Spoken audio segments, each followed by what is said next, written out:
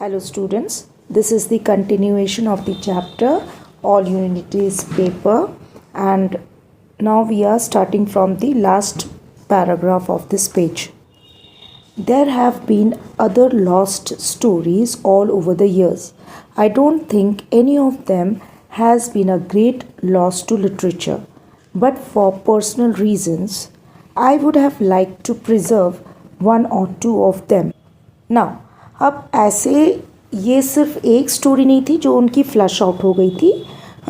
बहुत सारे सालों में और भी ज़्यादा स्टोरीज़ इन्होंने इस तरह से खो दिए थे जो इन्होंने लिखे थे। ओके, और ये इनकी जो पर्सनल स्टोरीज़ थे वो ग्रेट लॉस लिटरेचर के लिए नहीं थी, बट वो पर्सनल रीजंस के लिए उनके लिए लॉस तो थी। I would like to preserve one or two of them, और उनमें से जो लॉस्ट हो गई उनमें से एक या दो स्टोरी वो पर्सनली चाहते थे कि वो उनके पास रहे, प्रिजर्व्ड रहे। Like the one about the tikki eating contest behind Dehradun's clock tower back in 1956। जैसे कि वो स्टोरी उन्होंने लिखा था टिक्की ईटिंग कॉन्टेस्ट, एक कंपटीशन होता है ना, फुचका ईटिंग, जैसे गोलगप्पे जो आप कंपटीशन होता कौन ज़्यादा खाता है, तो ये इन लोगों की कंपटीशन कहाँ हो रही थी? ये है टिक्की, और टिक्की ईटिंग की कंपटीशन कहाँ हो रही थी? ये tikki eating competition behind Dehradun, ये टावर है देहरादून का, जो 1956 में इन्होंने लिखी थी एक कॉन्टेस्ट के बारे में जो इनके साथ हो रही थी, tikki eating. I wasn't just a spectator, I was a participant and came a close second, having consumed 26 fried potato tikkis to Sahib Singh's 32। Now मैं यहाँ पर दर्शक बन के इस कंपटीशन को देख नहीं रहा था, बल्कि मैं इसमें पार्टिसिपेट कर रहा था। मैं भी एक उसमें पार्टिसिपेंट था, और मैं बहुत ही क्लोज आ गया था किसके? साहिब सिंह के 32। साहिब सिंह ने 32 टिक्कीज़, फ्राइड पटेटो टिक्कीज़ खाई थी, और ये सेकंड नंबर पे कितने कंज्यूम किए थे? रस्किन बॉन्ड ने 26। Sahib Singh was a young friend who went to England a few years later and did much to popularize samosas, tikkis and chaat in the UK, making a fortune in the process. Now Sahib Singh कौन थे? साहिब सिंह इनके Ruskin bond के एक young friend थे जो कि कुछ सालों के बाद इंग्लैंड चले गए थे, और उसके बाद उन्होंने बहुत पॉपुलर किया, वहाँ पॉपुलराइज किया किसको? समोसा, टिक्की एंड, ये रहा समोसा और ये रही चाट, और ऑफ कोर्स ये आलू की टिक्की। सो इन सब आइटम्स को साहिब सिंह ने बहुत पॉपुलर किया यूनाइटेड किंगडम में इसके बिजनेस करके, और बहुत अच्छा मुनाफा कमाया, making a Fortune in the process, और इसका बिजनेस करके फॉर्च्यून, बहुत मुनाफा या प्रॉफिट कमाया। I wrote a story about the contest and published in the Tribune which appeared from Ambala in those far off days. Chandigarh was only just coming into existence. Ruskin bond ने इस context के बारे में publish किया था किस में? Newspaper में, जिसका नाम था द ट्रिब्यून। ये पिक्चर हो गई आपकी ट्रिब्यून न्यूज़पेपर की, और ये पेपर कहाँ से स्टार्ट होता था? Ambala, which is in Punjab. और उस टाइम में, जो पुराने टाइम की बात है, फार ऑफ डेज, और चंडीगढ़ उस टाइम में जस्ट एग्जिस्टेंस में आ रहा था। रिमेंबर, ये 1956 की इंसिडेंट बात हो रही है, ओके इसलिए उस टाइम में चंडीगढ़ जो है वो एग्जिस्टेंस में आ रहा था। और आपको पता ही होगा चंडीगढ़ 2 स्टेट्स की कैपिटल है। Which are those? Can you comment? A clipping of the story went into my scrapbook, but that particular scrapbook was lost when I moved to Delhi, and with it several of my early stories. Now इस story की वो जो clipping थी, उसका जो इन्होंने एक newspaper में, सॉरी स्क्रैप बुक में रखा था, ओके संभाल के, लेकिन जब वो दिल्ली को शिफ्ट हो रहे थे तो ये स्क्रैप बुक गायब हो गया। और उसके साथ में और भी क्या थी, पहले की लिखी हुई स्टोरीज भी थी, या वो उसकी पेपर्स कटिंग थे। The great tikki eating contest was not one of my more memorable works but it was fun writing it. So ये टिक्की ईटिंग जो कॉन्टेस्ट था, ये एक मेमोरेबल वर्क तो था ही, एक not only one of my memorable work, but इसके साथ वो बहुत इंजॉय किए थे, फन किए थे उसको राइटिंग करने में, लिखने में। As Gautam says with inexorable logic you can always write it again. Now Gautam कौन है, वो one of the adopted family members. So उन्होंने क्या कहा, inexorable means undeniable, can not be changed और अवॉइडेड। एक तरह से कठोर सख्त स्टेटमेंट क्या दिया, you can always write it again. आप इतना परेशान क्यों, फिर से लिख लो, हमेशा आप वापस से उस चीज़ को लिख सकते हो। That is if it is worth the effort, अगर उतना काबिल वो स्टोरी था तो, इसका मतलब ये हुआ।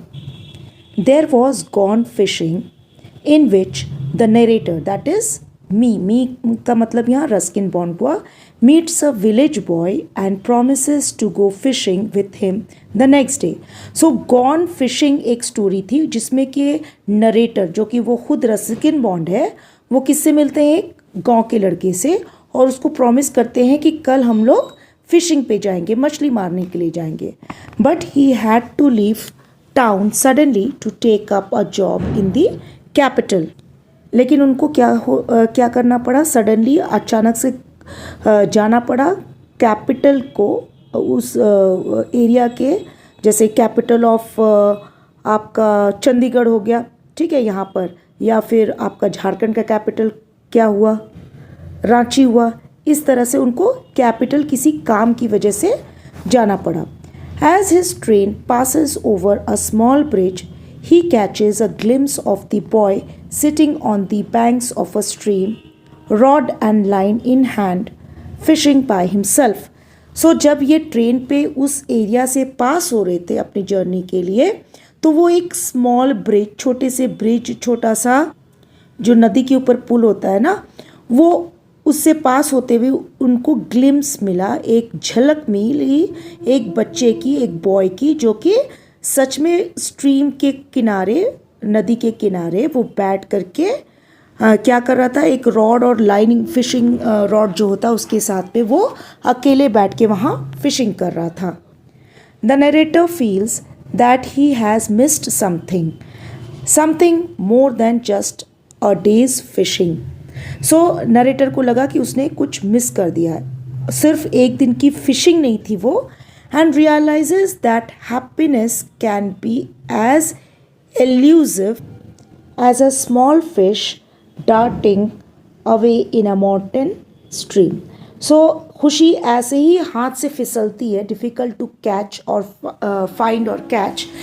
खुशियाँ, हैप्पीनेस इज़ एल्यूसिव, जो कि बहुत ही डिफ़िकल्ट होती है, पकड़ में आती है, जैसे कि एक माउंटेन में, स्ट्रीम में जो फिश हाथ से स्लिप करके निकल जाए। That's a story that I might like to write again. और ये वो स्टोरी होगी जो मुझे फिर से लिखना पसंद होगा, या मैं फिर से लिखना चाहूँगा। नाउ स्टोरी का नाम क्या हुआ, गॉन फिशिंग। ये फिर से गॉन फिशिंग जो उनकी लॉस्ट हो गई है उसको लिखना चाहेंगे।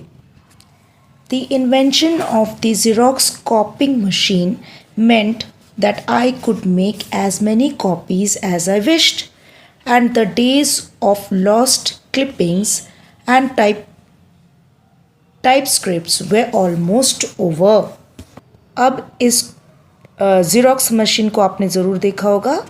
ये इन्वेंशन ज़ेरॉक्स मशीन जब हुआ था तो क्या हुआ, तो इसके ज़रिए ये जितनी कॉपीज़ बनाना चाहते थे उस राइटिंग की, क्लिपिंग्स की, वो उतनी बना सकते थे। ओके, और टाइप स्क्रिप्ट्स वे ऑलमोस्ट ओवर, अब इनको और ज़्यादा किसी चीज़ की ज़रूरत उतनी नहीं पड़ती। In my early freelancing days when I had to use typewriter, you could take a couple of carbon copies, but you could hardly submit these to publishers. उनके पुराने दिनों में जो फ्रीलांसिंग मतलब वो बिना किसी एक फिक्स्ड जगह पे बंधे हुए वो अलग अलग लोगों के लिए काम करते थे, और in this case is writing stories और कुछ इस तरह के। सो उनको अब जो कार्बन कॉपीज़ थे उस टाइम में, तो कार्बन कॉपीज़ बहुत फ्रेश नहीं होते हैं, ठीक है, वो बहुत ही मुश्किल होती है उसको पढ़ने में और गंदे से दिखते हैं। आप लोगों ने कार्बन पेपर ब्लू कलर का यूज़ किया होगा, मोस्टली ब्लू आती, ब्लैक भी आती है। सो ये उसको पब्लिशर्स को तो नहीं दे सकते थे, hardly submit these to publishers. Of course in those days publishers took the trouble to return unwanted manuscripts, so you did not always lose your fair copy. So fair copy उनको देना पड़ता था उस टाइम में, पुराने time में। और उस टाइम में जिसको वो पब्लिश नहीं करते थे पब्लिशर्स अपने न्यूज़पेपर्स में या मैगजीन्स में जो स्टोरीज़ को, उसको इतना तो वो करते थे, ट्रबल लेते थे कि उसको राइटफुल ओनर जो राइटर है उसको वापस उसकी फेयर कॉपी वापस दे देते थे। Like most writers, I collected my fair share of rejection slips. Some editors were kind enough to make helpful comments such as try again or shows promise, and thus encouraged. I would bombard them with articles, stories, and poems. So, ज़्यादातर जो writers थे, like most writers, okay, उनको rejection भी face करना पड़ता था, उनको reject किया जाता था, और इनको भी किया जाता था, रस्किन बॉन्ड को भी। लेकिन कुछ एडिटर्स जो थे वो बहुत थोड़ा नरमी इनको दिखाते हुए क्या बोलते थे, हेल्पफुल कमेंट उनको पास ऑन करते, जैसे कि यू कैन ट्राई अगेन या शोज प्रॉमिस, आपके अंदर पोटेंशियल है।